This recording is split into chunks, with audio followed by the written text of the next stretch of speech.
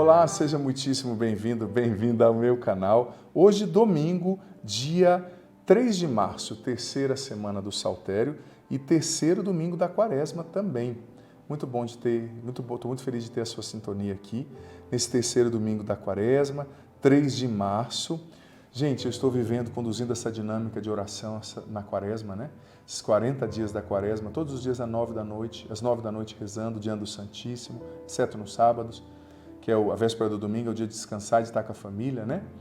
Mas está sendo muito proveitoso, muito bom, Deus está fazendo muito. Então se junte a nós hoje às 9 da noite, convide mais pessoas e seja firme nesse propósito que você começou, que você vai colher frutos maravilhosos. Olha, hoje é domingo, se você tiver um tempinho aqui depois da homilia, eu convido você a escolher uma playlist do canal, a deixar rolando aí para abençoar você, a maratonar no nosso canal, né? Tem muitas playlists lindas, playlist dos Minutos de Sabedoria, playlist dos clipes. Escolhe uma e deixa rolando aí na sua casa, com certeza vai trazer muita bênção. O evangelho de hoje está em João, capítulo 2, versículos do 3 ao 25.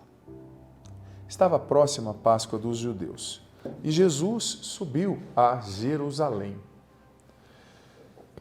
No templo encontrou vendedores de bois, ovelhas e pombas e os cambistas que estavam sentados.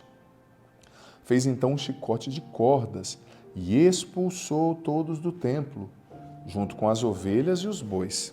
Espalhou as moedas e derrubou as mesas dos cambistas. E disse aos que vendiam pombas: tirai isso daqui. Não façais da casa de meu pai uma casa de comércio. Seus discípulos lembraram-se mais tarde que a Escritura diz: o zelo por tua casa me consumirá. Então os judeus perguntaram a Jesus: que sinal nos mostras para agir assim? Ele respondeu: destruí esse templo e em 3 dias eu o levantarei.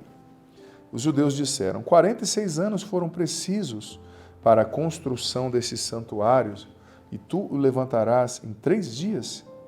Mas Jesus estava falando do templo do seu corpo. Quando ressuscitou, os discípulos lembraram-se do que ele tinha dito e acreditaram na Escritura e na palavra dele. Jesus estava em Jerusalém durante a festa da Páscoa. Vendo os sinais que ele realizava, muitos creram no seu nome.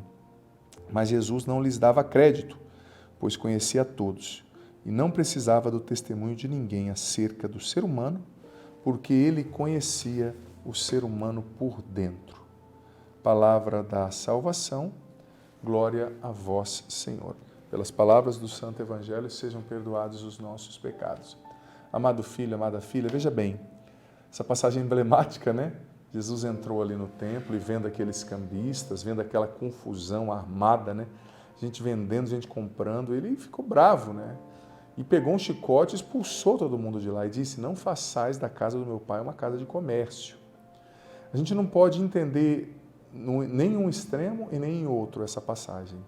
Essa passagem não quer dizer que quem é da igreja não pode, por exemplo, vender um santo, vender um rosário, vender uma imagem, vender um livro. Não, não.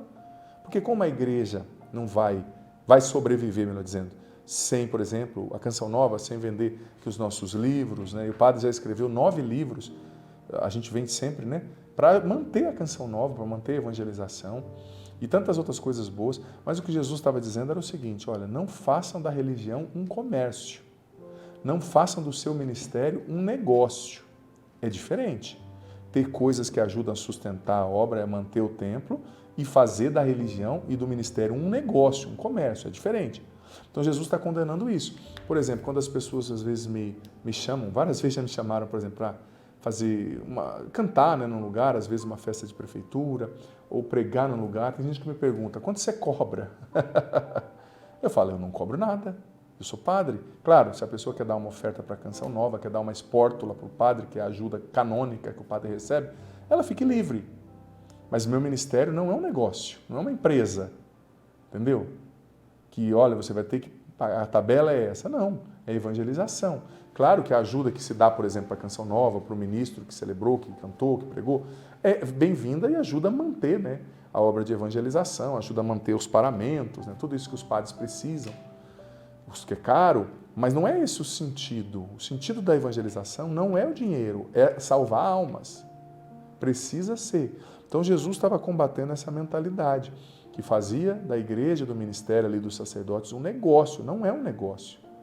Por mais que tenha pessoas que vivam da evangelização, sejam músicos consagrados, que dependem do seu salário ali, dos shows para alimentar suas famílias, eu entendo e respeito, claro. É uma profissão e precisa ter profissionais totalmente dedicados mesmo para o negócio crescer e ficar profissional, deixar de ser amador. Mas mesmo quem trabalha assim, precisa entender que o ministério não é um negócio. Tudo bem, eu trabalho remunerado, mas o dia que uma paróquia pobre não puder me remunerar e eu estiver livre, eu vou tocar do mesmo jeito para Deus, sem receber a remuneração. E eu confiando que lá no outro lugar eu vou receber e Deus vai me ajudar, né? No caso do músico, estou dizendo, né? Com esse espírito missionário, entendendo, olha, eu não sou só um músico contratado, eu sou um missionário. E claro que eu preciso do salário para sobreviver, né? Que os músicos casados têm filhos, e que bom que o tenham ali, uma ajuda ministerial. Mas o dia que não tiverem também, eles vão pela missão e lá na frente eles creem que Deus vai dar de outras formas e dá, porque Deus cuida de nós quando a gente vive como missionário e se consagra a Ele, né? Então Jesus está combatendo essa mentalidade que fazia a gente entender que a igreja, que as coisas de Deus, sabe? A igreja, as coisas de Deus são negócio, não são. A gente tem que cuidar de tudo, cuidar da nossa vida, cuidar das coisas de Deus, melhor dizendo, com zelo. Cuidar com zelo. Precisamos ter zelo pela liturgia, por exemplo, eu que sou padre. Esses paramentos aqui são muito caros, mas eu preciso dar o melhor para Deus. Eu não vou celebrar com paramento de qualquer jeito, porque a liturgia é para Deus, não é para mim. Você não vai me ver na praia usando isso aqui. É para o culto. A missa, o altar tem que estar bonito, as alfaias têm que estar bonitas, as coisas para Deus têm que ser bem feitas também. E tudo isso custa, né? Mas eu preciso colocar o meu zelo em dar o meu melhor para Deus e cuidar com amor das coisas de Deus. Não dá o resto para Deus, na minha oração pessoal também. Não posso dar só o resto para Deus. Enfim, é isso. Que desça sobre vós, sobre a água que vós apresentais e permaneça para sempre. A bênção do Deus Todo-Poderoso, Pai, Filho e Espírito Santo. Amém. Digita aqui agora, eu quero dar o meu melhor para Deus, é a nossa frase de hoje, testemunho público de fé. E escreve aqui também nos comentários seus pedidos de oração, suas intenções. Quero rezar por você e por essas intenções. Hoje à noite, então, às 21 horas, espero você aqui no canal. Deus abençoe.